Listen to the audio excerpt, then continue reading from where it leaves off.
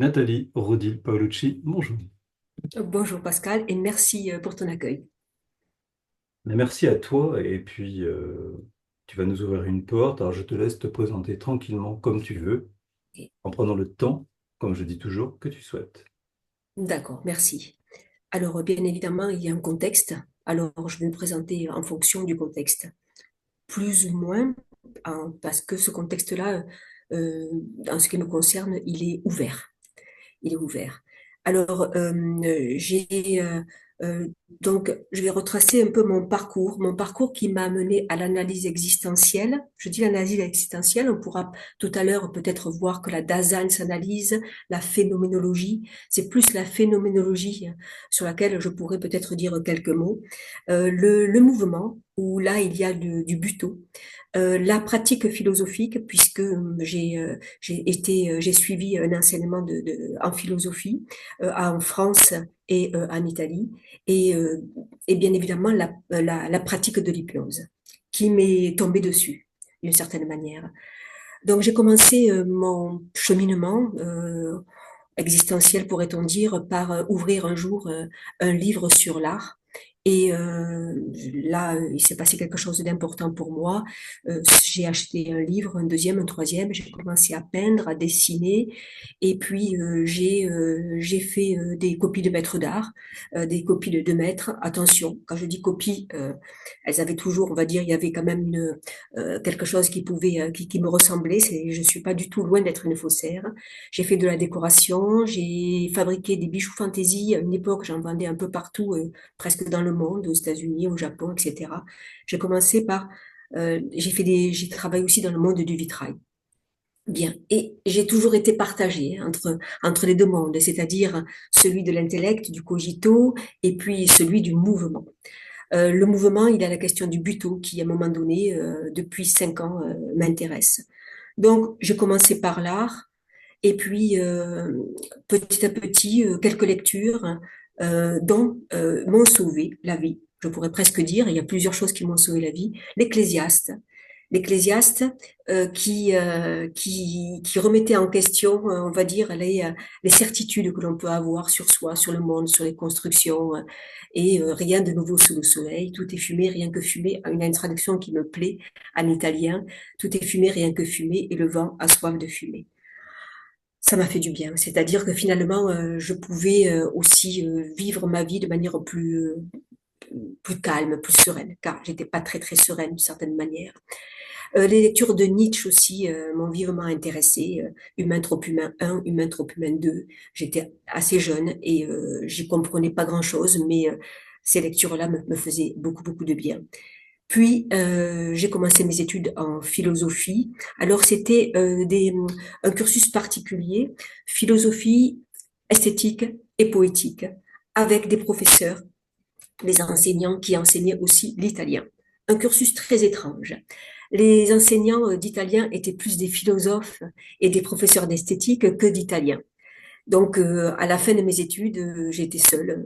Il n'y avait plus personne parce que les, les, les étudiants n'aimaient pas particulièrement suivre de la philosophie et de l'esthétique avec un cursus italien. Je me suis déplacée à Vérone où j'ai poursuivi mes études. J'ai rencontré Giorgio Agamben, dont je parlerai peut-être tout à l'heure. J'ai suivi un de ses séminaires. Il était passé par Vérone quelque temps, un de ces séminaires qui était sur la passion. Passionnant comme enseignement, bien évidemment, très, très, très compliqué, en revanche, très pointu. Bien. Et puis, à un moment donné de mes études en Italie, il y avait une psychanalyste. Une psychanalyste, puisque mon cursus était, je choisissais mes matières. Hein. Je choisissais mes matières. Ah, nous avons été coupés peut-être. Non, Non, voilà. Je choisissais mes matières, donc psychanalyse, esthétique, poétique, littérature, particulièrement avec de très bons enseignants. Cette psychanalyste nous dit elle était en train de vivre comme une conversion. Elle venait de lire François Roustan. Ok, c'est là que presque tout a commencé, pourrait-on dire, entre autres. Donc, elle nous parle de François Roustan. J'arrive en France pendant les vacances, j'achète quelques ouvrages de François Roustan, je les classe, je les mets dans ma bibliothèque. Et puis, je reviens en France, puis j'enseigne la philosophie, la littérature et l'italien dans des lycées privés. J'ai toujours choisi les lycées privés pour pouvoir être libre et puis suivre, faire autre chose aussi. C'était sur Toulon à cette époque-là. Euh, voilà. Et puis, à un moment donné, je suis touchée, je crois que on en avait déjà parlé, mais je suis touchée par de graves et violentes crises d'asthme. Terrible. L'allergologue m'a dit à un moment donné, j'étais piquée, j'ai eu un accident de voiture, enfin bon, c'était vraiment très difficile, j'ai failli mourir plusieurs fois. Et puis l'allergologue un jour me dit, je pourrais vous proposer un protocole placebo, mais vous n'en saurez rien, c'est placebo ou pas. Oui, pourquoi pas. Bon, les crises d'asthme et des allergies, j'avais des allergies à tout. Alors on entend bien évidemment pourquoi l'hypnose aussi a bien marché, hein. J'avais des allergies à tout. Je travaillais dans une boulangerie en tant qu'étudiante, juste quelques années avant d'enseigner. Je suis allergique à la farine. En fait, j'étais allergique à tout ce qui passait par là, presque. J'étais allergique au vin, par exemple, alors que j'aimais bien boire un verre de vin. Quand il y a dans le vin, euh, il y a quelques produits quelquefois qui sont quand même assez allergènes. Bien. Je ressors les ouvrages de François Roustan, puis d'autres ouvrages que j'achète avec des canevas. Je parle des canevas, pas des protocoles. Je n'aime pas le mot protocole, hein. J'ai déjà entendu ici chez toi, eh bien, l'intérêt que vous portez à ouvrir au-delà des protocoles, de quelque chose de fermé.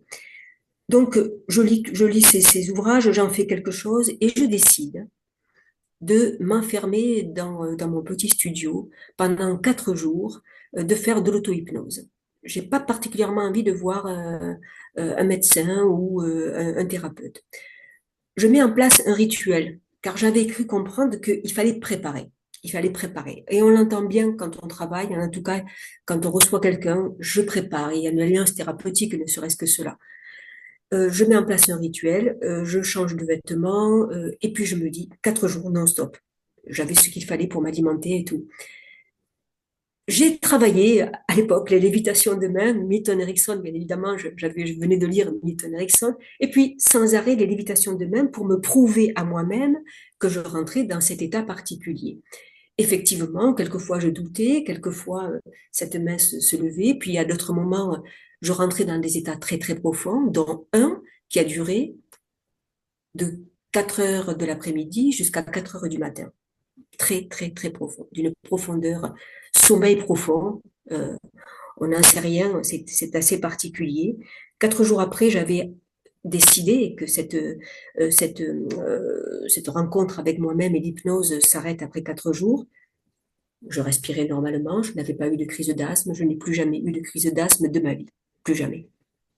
Les allergies, les marqueurs, parce qu'on voit sur les prises de sang bien évidemment des marqueurs, hein, les allergies ont diminué de 80% à peu près, si ce n'est plus. Voilà. Alors, grande surprise bien évidemment. Et là, j'ai commencé à lire, me renseigner, encore acheter des ouvrages de François Roustan et m'y intéresser de plus en plus. Bien.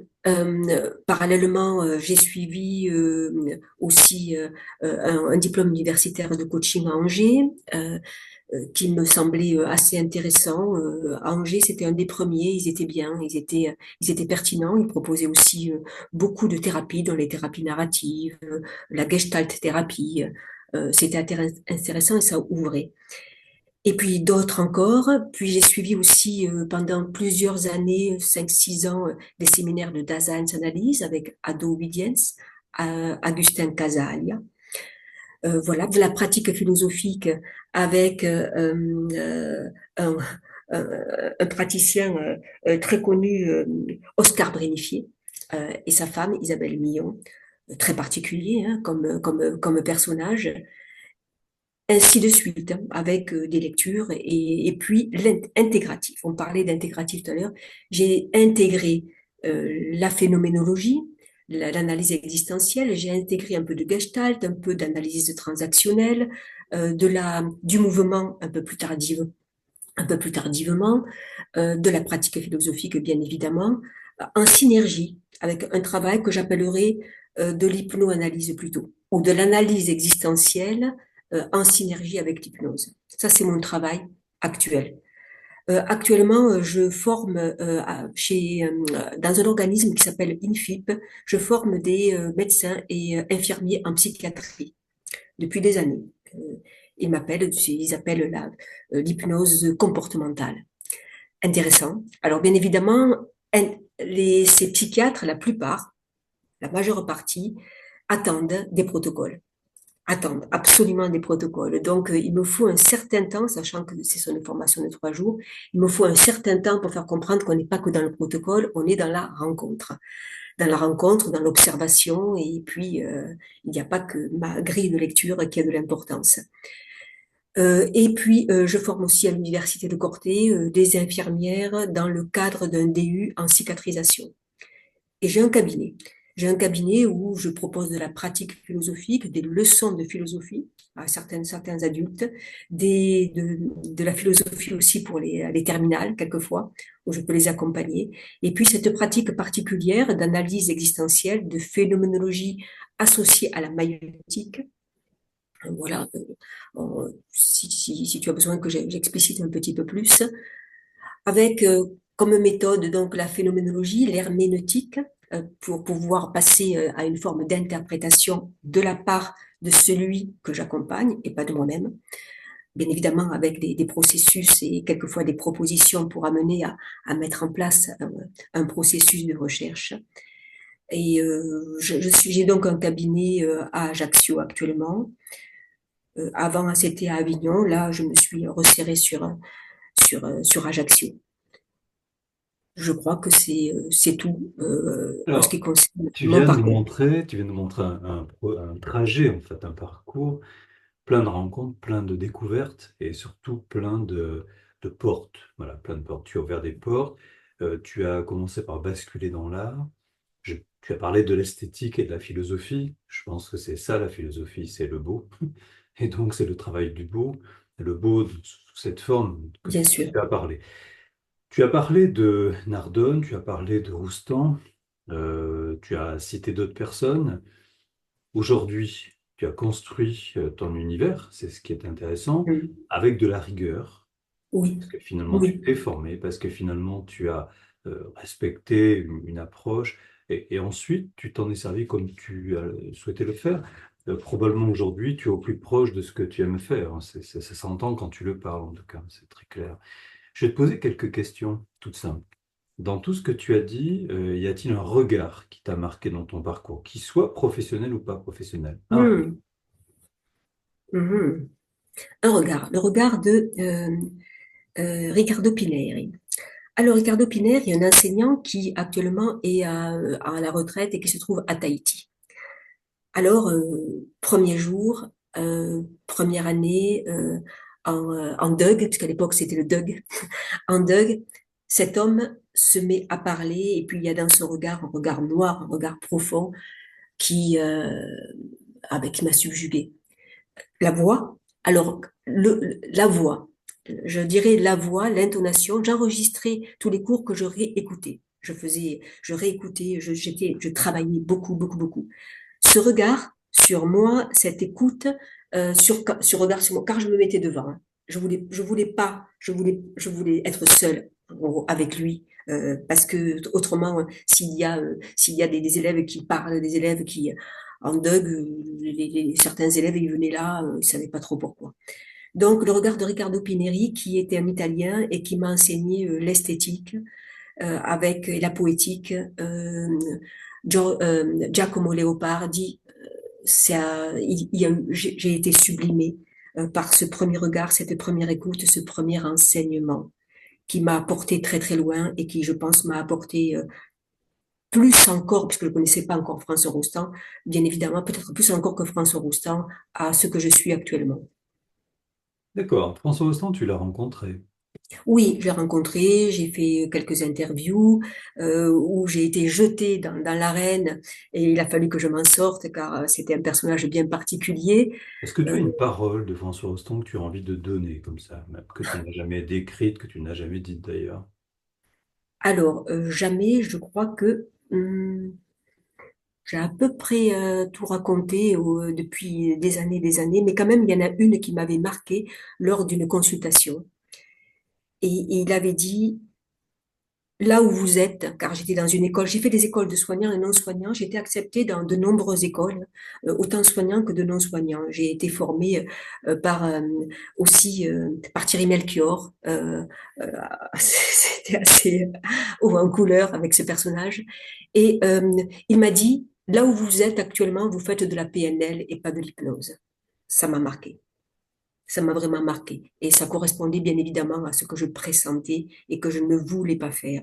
Tout en considérant que la PNL est comme un coussin avec effectivement ça a été repris par ces deux grands protagonistes. C'est un coussin qui permet de s'ouvrir à l'hypnose pour les grands débutants. Toutefois, à un moment donné, c'est bien d'en sortir. Et, euh, et puis, Parole de François Roustan, c'est plutôt à un moment donné, alors que j'expliquais que j'avais du mal à m'exprimer, j'étais une très très grande timide quand j'étais jeune, et il me dit, arrêtez de parler, alors que j'étais en train de lui dire, j'ai du mal à m'exprimer. Ok, je me suis dit, ça doit être intéressant cette histoire. Je suis pas ressortie vexée comme certaines personnes qui m'ont dit, elles ont brûlé les livres après. C'était intéressant. Et je suis ressortie de là quelques jours après. Je crois que cette histoire de difficulté à m'exprimer avait quasiment disparu. C'est intéressant, là, t'es dans le François Roustan, parce que quand quelqu'un nous dit je n'aime pas faire ça, la seule question qu'on a envie de lui poser, c'est pourquoi le faites-vous? Oui, Mais il ne faut pas que dans notre question, on lui donne la sensation qu'il a tort de continuer à le faire et oui. qu'on préférerait qu'il ne le fasse pas, puisqu'on ne préfère rien pour le patient. Donc cette phrase, elle est jolie, elle me plaît bien, là, celle de François Rostand. Mm. Il a dit, mais taisez-vous, effectivement, quand on parle Taisez-vous. plus, on est Oui, plus mais timide pour parler. Non, c'est bien, ça veut dire parler autrement. Est-ce qu'il y a un patient qui t'a marqué? Parce que sans raconter qui, hein, est-ce que tu as un visage oui, d'un patient, quelque chose? oui. Il y en a un qui me vient à l'esprit, qui me vient à l'esprit. C'était sur Avignon, dans un petit cabinet plutôt improvisé.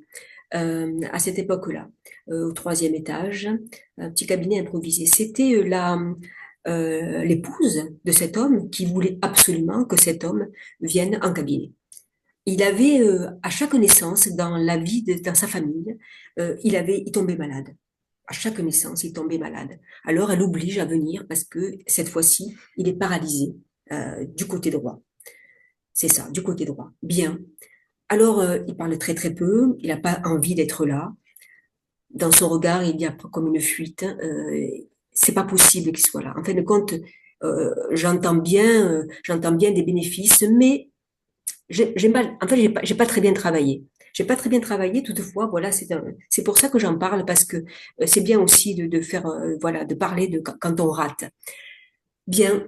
Et puis, les séances d'hypnose assez rapidement parce que c'est un personnage qui parlait très très peu. Par contre, en état d'hypnose, il y rentrait très facilement,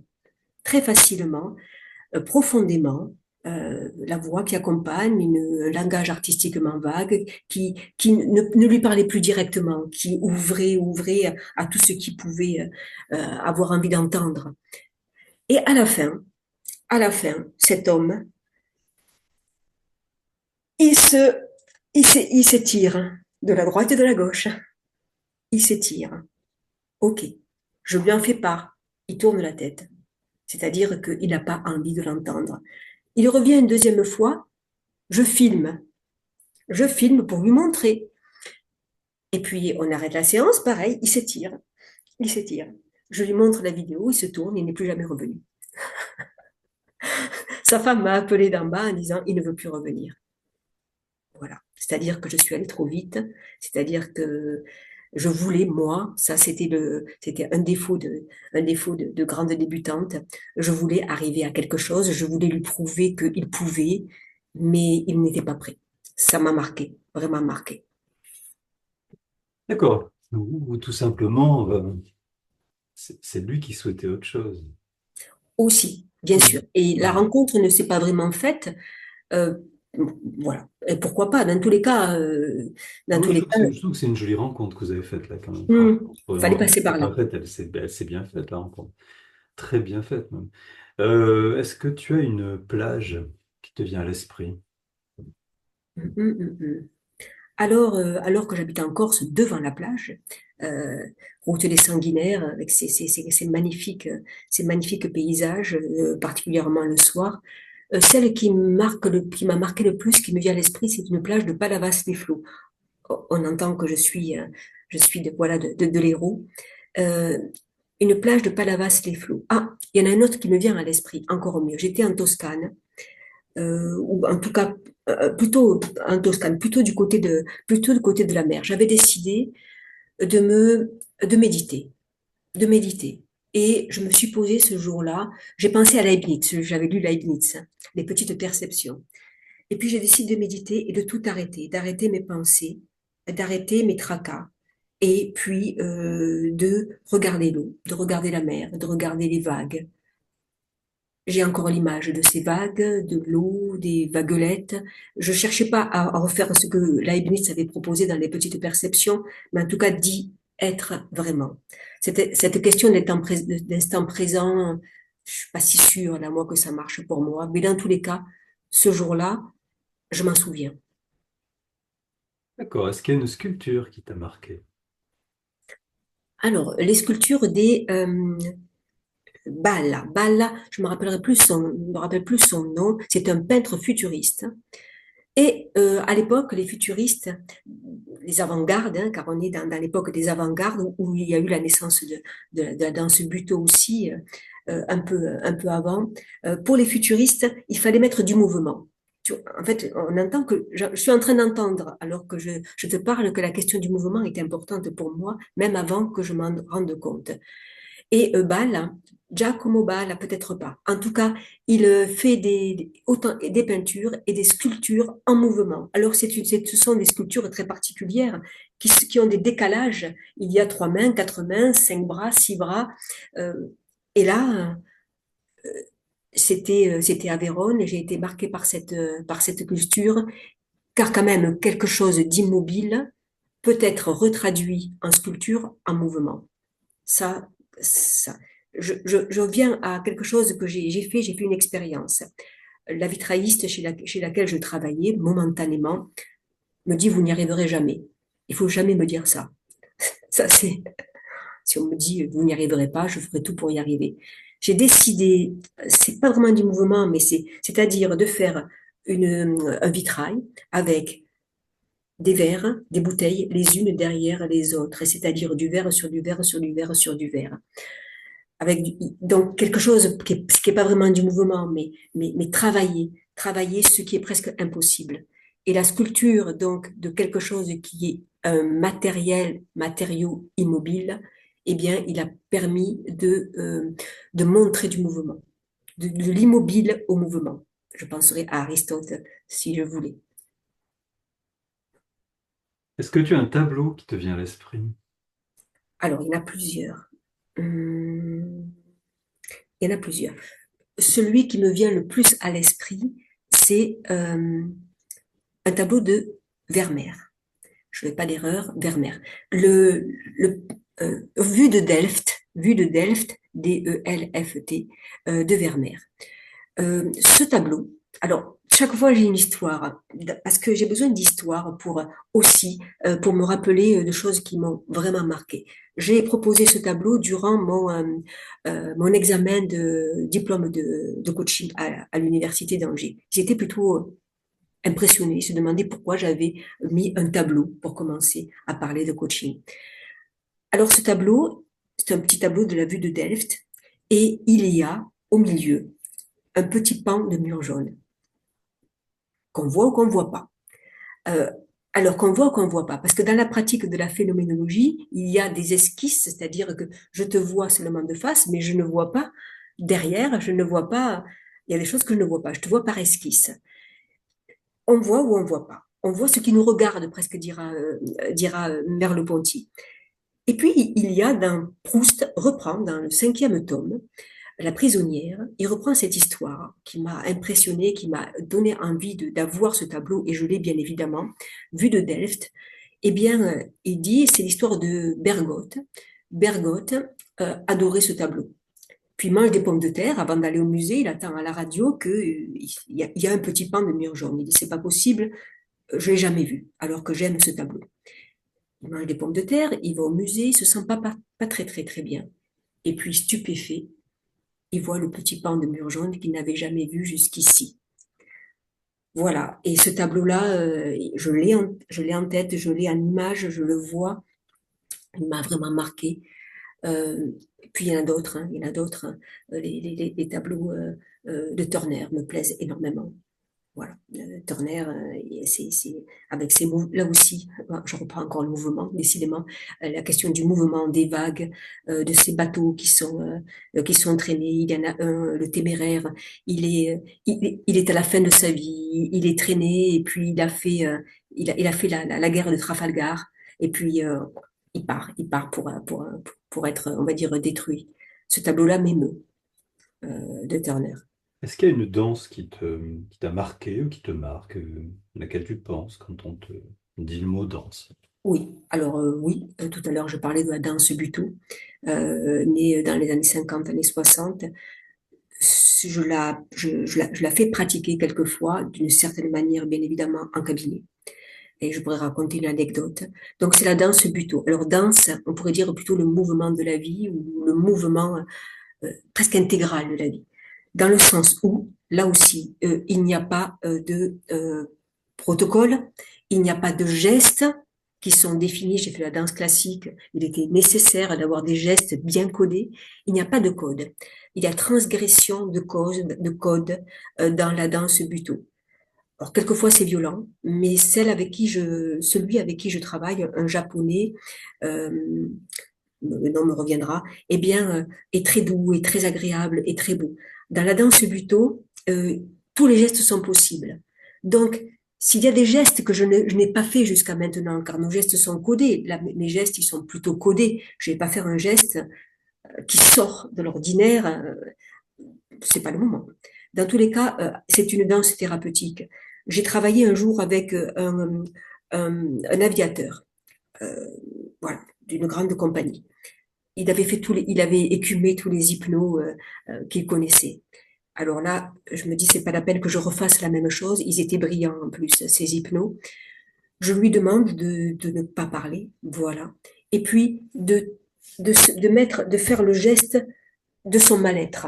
Donc il se tord et il fait le geste de son mal-être. Et puis tout doucement, un peu comme la danse buto, eh bien, de desserrer ce geste, lentement, lentement, et de trouver le geste, que le corps trouve le geste du bien-être et de la libération, lentement. Alors il s'est mis au sol, et puis, etc. Cette danse-là, je la pratique depuis plusieurs années. J'ai commencé avec une américaine pendant le Covid. Elle est exceptionnelle. Elle est libératrice et très thérapeutique. D'accord. Tu nous as parlé de mouvement. Dans tout ce que tu as décrit, il y a du Oui. mouvement. Dans le texte, dans l'image, dans la musique, dans la danse. À la musique, tiens, en fait, qu'est-ce que tu écoutes? Alors, la musique de René Aubry, qui est proposée aussi pour les danseurs, j'aime bien. C'est une musique contemporaine, il y a un petit peu de tout. Il a aussi une belle voix. J'aime bien écouter quelquefois les voix graves et des voix profondes.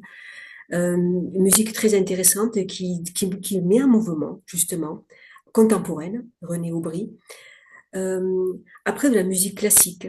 Euh, Robert Schumann, m'a intéressé il y a pas longtemps. Je sais plus quelle pièce pour violoncelle, l'opus, je sais pas lequel. En tout cas, j'ai écouté il y a pas longtemps Robert Schumann et je trouvais intéressant. Bien sûr, Bach, Beethoven. Bach a été mon premier le musicien pour lequel voilà j'ai eu beaucoup de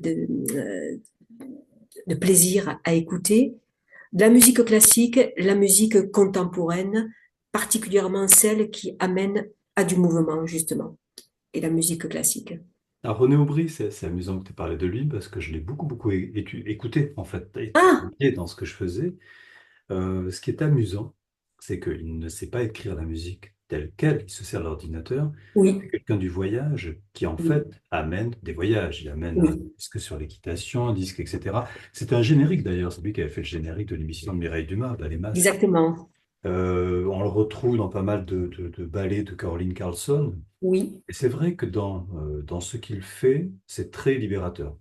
Mm. Toujours un mouvement qui fait qu'on est en train d'aller chercher quelque chose, d'aller chercher l'immensité.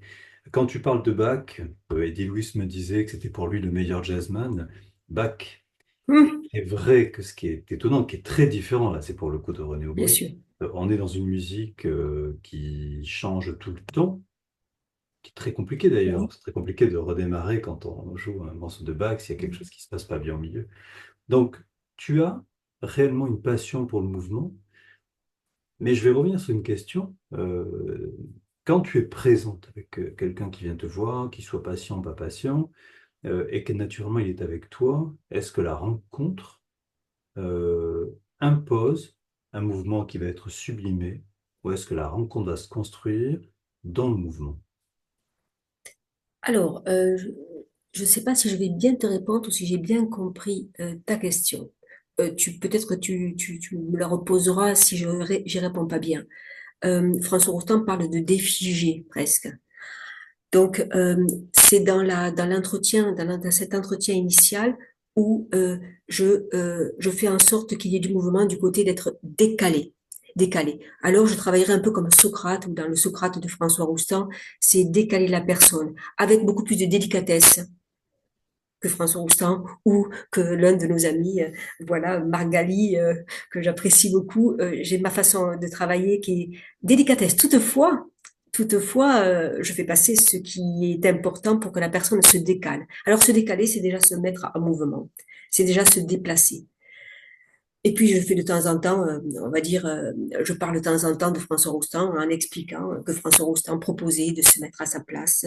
Et puis, il le répétait à plusieurs reprises, installez-vous. Et alors, à ce moment-là, je parle de quelqu'un d'autre pour m'adresser à celui que je reçois ou celle que je reçois. Donc le mouvement, oui, il est dans ma manière de questionner, du côté de la maïotique, du côté de la phénoménologie, où ce qui apparaît, eh bien, je le renvoie à la personne pour qu'elle s'en rende compte. Et quelquefois, elle est même très, très étonnée.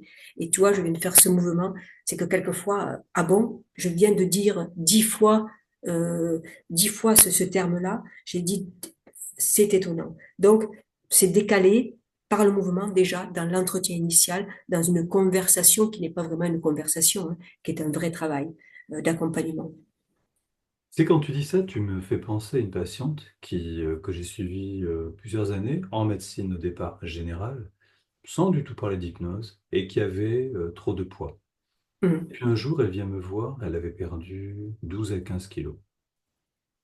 Je lui demande pourquoi, elle me dit, vous m'en avez parlé la dernière fois. Non, non, je lui en avais parlé pendant des années. Ça veut dire que quelque chose s'était mis en mouvement. Oui, Quelque chose. Voilà. oui, On a parlé tout à l'heure ensemble, avant de démarrer, de Marc Galli, qui est un ami. Et tous les deux, on en a parlé pareil, c'est installez-vous pour mieux bouger, hein, voilà. bien sûr. Mais tout en sachant que on n'est pas obligé effectivement de bouger. Alors quand j'ai parlé de mouvement sublimé, c'est peut-être cette liberté de notre pensée qui fera ce qu'elle veut finalement, Oui, dans un espace où elle se sent plutôt bien, mais qui n'est pas forcément l'espace où on l'attend habituellement. Donc tu as raison oui, dans cette histoire de décalage, bien sûr. oui, C'est comme dire à quelqu'un, installez-vous où vous voulez, en lui montrant de la main la chaise sur laquelle il va s'asseoir. Ça bien sûr. n'a pas de sens, c'est très curieux. Mais cette confusion nous décale un petit peu. Bien sûr, je t'ai repris lors d'une supervision avec le terme confusion, bien sûr, et effectivement dans le décalage, il y a une forme de confusion associée hein, au décalage. Je suis confus, je n'avais pas entendu de cette manière-là ce que je suis en train de dire ou autre. Et puis d'autres choses encore dans le décalage. Je travaille pas mal avec cette façon-là de décaler. Avec une forme de confusion et puis de thérapie un peu provocatrice. Alors finalement, si on réfléchit bien, tu nous as parlé de culture, tu nous as parlé d'art, tu nous as parlé de nombreuses personnes qui sont dans la culture, tu nous as parlé de beau, tu nous as parlé de bijoux, tu nous as parlé d'une plage, de sculpture, de peinture. Euh, Tu as parlé de ce qui t'anime, Oui. avec un cadre dans lequel tu travailles, qui est un Mm. magnifique cadre en plus. Tu es dans un endroit très beau, les Sanguinaires, c'est très très beau. Euh, Finalement, quand on vient te voir, on vient pour vivre une expérience d'hypnose ou on vient tout simplement pour te rencontrer. Ou alors c'est le contraire, on vient pour que tu puisses rencontrer les personnes. Mm. Alors, l'expérience d'hypnose, pas tant que ça, pas tant que ça. Puisque je travaille plutôt de bouche à oreille, hein, beaucoup, beaucoup. Euh, Sauf ceux qui ont vu sur une carte ou quelque part que je faisais de l'hypnose et qui viennent pour bonjour, j'ai une dame, la liste, un petit 2, donc je veux ça, je veux ça, je veux ça. Donc là, c'était pour l'expérience d'hypnose. Bien évidemment, c'était pas, c'était pas adapté à ma pratique, mais il fallait aussi la rencontrer. Donc non, on vient pour une rencontre. Je vais pas dire pour me rencontrer, pour la rencontre. Allez, j'aime bien le Dasein, le là, la question du là, pour la rencontre. Et pour être écouté, tout à l'heure, j'avais un monsieur, il m'a demandé 1 heure et demie. Pour être écouté, c'est très, très important. Et puis, pour s'écouter à travers mon écoute. Et, et en fin de séance, eh bien, de consultation, la partie hypnose, la pratique d'hypnose est systématiquement proposée. En coaching, par exemple, aussi, ce qui m'avait intéressé, voilà, pour des sportifs ou autres, elle est systématiquement proposée, car il y a quand même 20-30 minutes de, de dialogue tendu, hein. Un peu comme Archimède qui trouve pas, il a besoin de trouver, c'est très dur pour lui, il cherche, et puis stop, il met un pied dans le bain, il trouve. Donc, c'est un petit peu mon idée. C'est qu'à un moment donné, il y a un stop. Et puis, à ce moment-là, c'est sortir de l'entretien initial et du cogito et de cette discussion assez complexe, difficile quelquefois, où je renvoie aux personnes ce qu'elles viennent de dire, qui peut les troubler. Et puis la pratique de l'hypnose, cet état différent de conscience, cet état de méditation hypnotique, cet état de vacances, j'aime bien le mot vacances, sans S. Tu verras dans les mois qui arrivent, je vais beaucoup parler de médecine intégrative. Tu viens de nous parler de soins et de médecine intégrative avec l'apport de tout ce que tu as dit. Mm. Je trouve de plus en plus mieux accepté et heureusement la place de la philosophie dans les congrès et la place de la philosophie tout court. Quand tu regardes l'interview de Barbara Donville, nous sommes dans la philosophie Oui. la plus pratique, je dirais, la plus s'adapter à ce qu'on peut vivre. Et c'est intéressant de voir ce pont qui a pu se construire d'ailleurs entre la philosophie et puis l'hypnose. Euh, Nathalie, je te remercie. Eh bien, moi On vient aussi. de faire une petite promenade dans ta pratique, dans tes souvenirs. Pour terminer, raconte-nous un souvenir qui n'est pas forcément un souvenir d'hypnothérapeute et d'homme de Mhm. science, de femme de science. Est-ce que tu as envie d'évoquer quelque chose pour terminer? Alors, est-ce que j'ai envie? Alors oui, j'ai envie. Suffit-il que je réunisse dans mon existence, depuis mon existence, quelque chose que j'ai envie de dire, de proposer, de parler. Ok, c'est vraiment, je laisse venir, hein. Je laisse venir. J'étais jeune, il y a ce vélo jaune. Et puis j'ai le droit, un jour, de sortir. Là, de sortir. J'avais les cheveux longs, et puis je devais avoir 11 12 ans. J'ai le droit de faire le tour du quartier, j'ai le droit. Et alors, j'enfourche mon vélo jaune, et puis j'étais à Montpellier à l'époque, je suis allée jusqu'au Mas de Revon à vélo, sur le trottoir, parce que c'était la première fois que je sortais. On m'avait proposé de rester sur le trottoir, de temps en temps un peu sur la route. Et dans tous les cas, ce souvenir-là, c'est ma première sortie. C'est ce moment où enfin, j'étais au monde. Je sortais de l'enfermement familial, on pourrait dire, des injonctions. Et là, j'étais seule au monde. Il y avait du vent, il y avait mes cheveux au vent, il y avait la vitesse. Et c'est un plaisir. C'est un plaisir inouï dont je me souviendrai toute ma vie et qui, là aussi, certainement, a marqué quelque chose pour moi. C'est un joli souvenir, celui de la liberté. C'est bien, c'est beau. Merci Nathalie. Merci. Bonne fin d'été et À puis toi aussi. à très bientôt. À très bientôt. Merci beaucoup pour l'accueil.